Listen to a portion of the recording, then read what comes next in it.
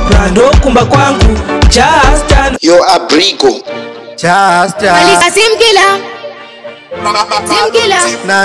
na blingi yona pamfire naloti zvakuita kunge zvematintintin vanoziva takapinda iyo 2020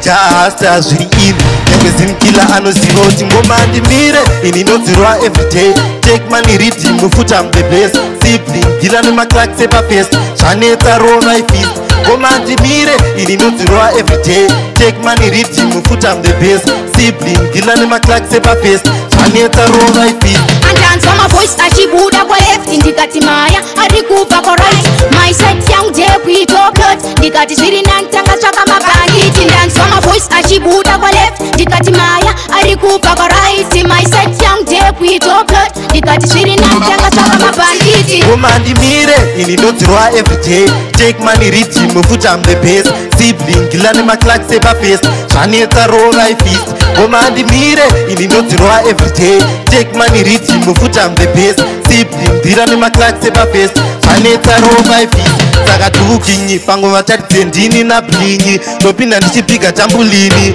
Catherine Crispeni Maxeni ndichipfekera kurova rivhesi ndovataridza futa ibigi murei grace kana zvanetsa senta pepesi jaha nablingi ngoma ndimire ini ndodzirwa everyday take money reading mufuta I'm the best sibling gila nemaclark sepafest zvanetsa rova ifist ngoma ndimire ini ndodzirwa everyday take money reading mufuta I'm the best sibling gila nemaclark sepafest zvanetsa rova ifist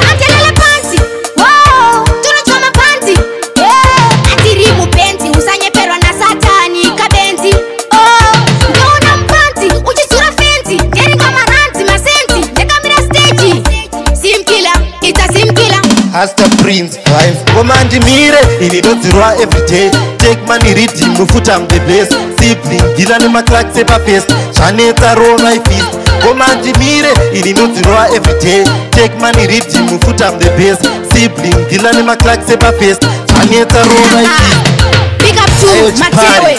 Josman Sini Winnie ayatinashe ayo Duking ayo Jari Tanatswa tinashe gunda mayani nemani Nabling TV